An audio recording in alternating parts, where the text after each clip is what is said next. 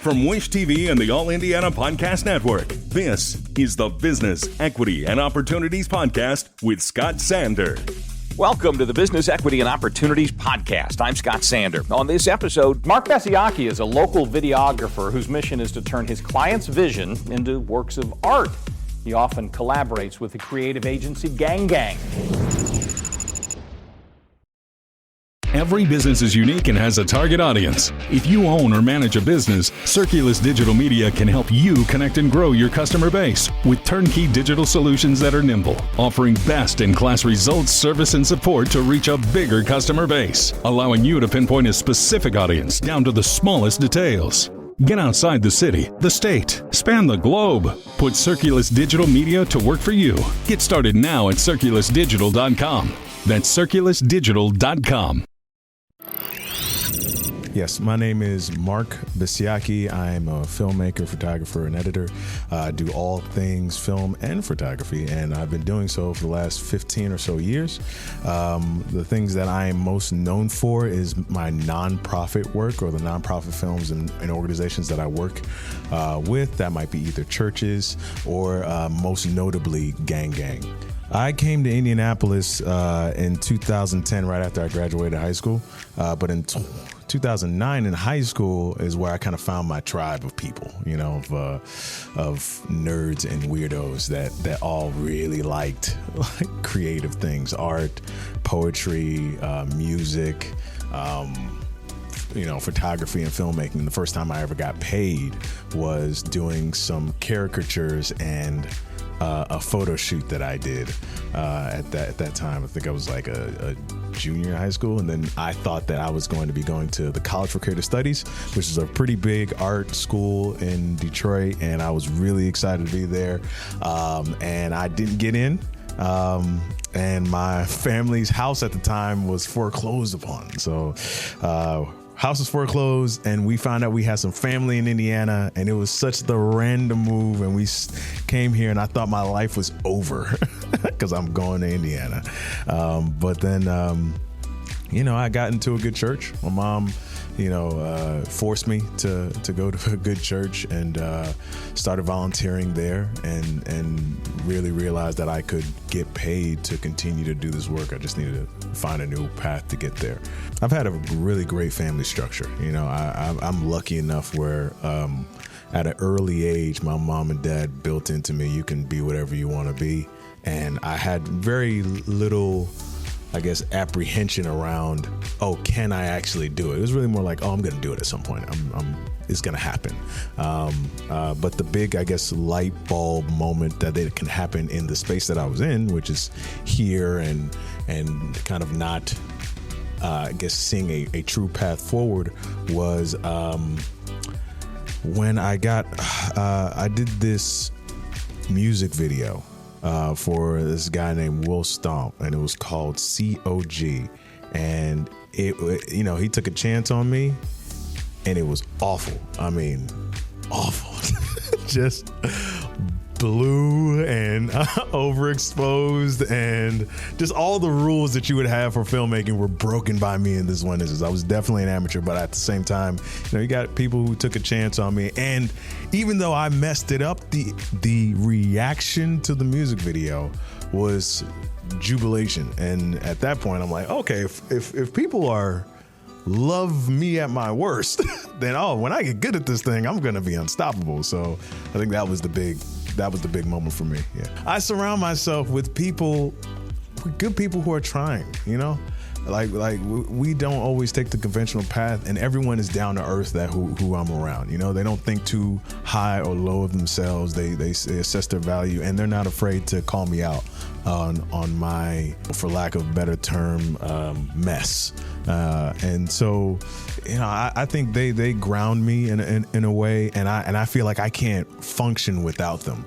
And that might be my team, that might be my mentors, friends, peers, even clients themselves. I feel like I've grown to have a relationship with folks and with the people that I work with, and in building that relationship, I've been finding more and more of myself within this space. Like I've been able to experiment more, to try new things, things, to fail miserably and still feel safe enough to, to pursue forward. Yeah. Well, I came up a little different. I'll be honest with you. I was in a church. I'm going to shout out to Light of the World Christian Church. I was in a church that still.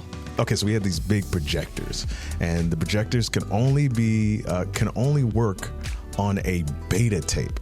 So we have to go from computer to an MP4 to DVD converting to a VHS converts to a beta tape, and then we play the illustrious announcements during the Sunday service. And so what I've learned over time is that it's the process of just making a video or media is a lot easier. The barrier of entry is a lot easier. And I think in terms of where things are going, or at least the trajectory of film and video and media in general, is that one, we're going to become essential workers at this point, but two, people are looking for more and more authenticity, and authenticities in ways that are surprising. You know, Kai Cenat is one of the biggest streamers on the planet, and he's using a janky website on a webcam on his computer. You know, I've got $20,000 worth of equipment to shoot just regular, videos for companies. But, you can use just a regular webcam and people will tune in just to see, what you've got to say. And I think longer form content is getting more popular because I think there's always been this, and I think there's always going to be this whiplash of, for some time we have very short videos that's going to, slow our attention spans down. And then we're going to want to watch a 6-hour mini series about something. So there's almost a dichotomy between what's popular as of right now. And so I just feel like it's going to go longer. And it's going to be more imperfect as it continues to progress. Because now, when I see something that is polished or perfect or something that's just a little too tack sharp, I immediately think it's AI, right? And so I'm like, it can't be real in some way, shape, or form. And so I think humans are still going to want to connect with humans at the end of the day. And so we're probably going to gear more towards just the human experience and showcasing those things. Future for me has a lot to do with collaboration.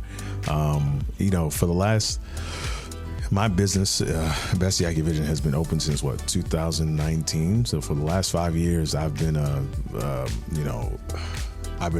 business owner, and it has been a journey, and some of it really joyous and amazing highs and trophies. Some of it has sucked.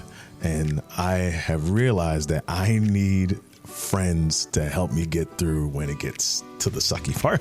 So I'm looking more for collaboration to see about, who I can work with, who do I want to work with in the future, to kind of, pursue something else. And also, one thing I'm really happy about doing right now in my life is more on the producer side. So I've been usually the process is I will creatively direct an idea. Somebody will say, I want a commercial, I want an ad, I want a film, I want a documentary, and I'll kind of learn the person, learn their process, and try to tell their story in a succinct manner, right?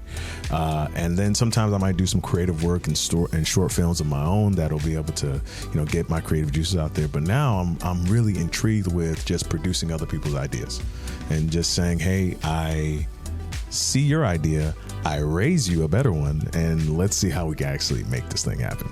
And that's what's fine. That's what I'm finding joy in right now. I'm working on 2 projects currently that fit that bill, and hopefully we'll be able to show the world some magic.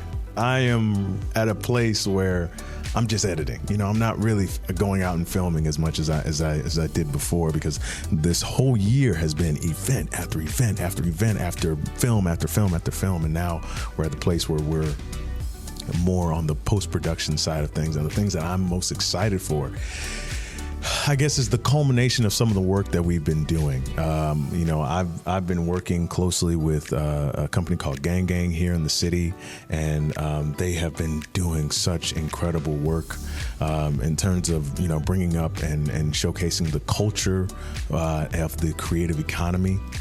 We just did 3 huge events: NBA All-Star, I Made Rock and Roll, Butter, this year, and probably countless other projects that you might not know about. And what I find so cool is that you wouldn't think this is coming out of Indiana. I think that's the thing I hear a lot in terms of anybody that's in Indiana or outside of it. It's like, why is it here? Like, what's so special about this place? And I see it to be super special because you have a high quality of talent here that is slept on. And you probably can find the next best director, next best actor, next best electrician, architect, whatever here in this place. It's just we're not usually spotlighted. And more specifically, we don't like to spotlight ourselves because, we're very conservative. We're a little more humble in how we move. But you'll find some very extremely talented people in this space alone who are just quiet. And I'm excited to finally have the bullhorn to say, yo, this is cool. You need to check this out. This is cool. You need to check them out. Like, let's do that. And I think you're doing that even with this platform itself, just bringing light to businesses that you may not even care to even think about before. Our thanks again to all the contributors who joined us for this episode of the Business Equity and Opportunities podcast. We hope you found it enlightening, useful, and inspiring. You'll find more information about the show on our website, beoshow.com. You can watch Business Equity and Opportunities Sunday mornings at 10 on Wish TV or live stream it through wishtv.com. Each week we provide 7 full segments with topics ranging from how to get started and how to access capital to the day-to-day running of your business and questions about accounting and bookkeeping. We feature business news and trends and always share a success story from one of our contributors. Join us next time for more insights into the world of small business. Be sure to sign up for our Business Equity and Opportunities newsletter to get even more valuable, up-to-date information. And if you have any questions or you'd like to be part of our show, please email us. The address is beo@wishtv.com. We'd love to hear from you. I'm Scott Sander. Thanks for listening. Watch the Business Equity and Opportunity Show on Wish TV and access all of our content and share it on demand anytime at beoshow.com. You can find more podcasts from Wish TV on the All Indiana Podcast Network at allindianapodcastnetwork.com.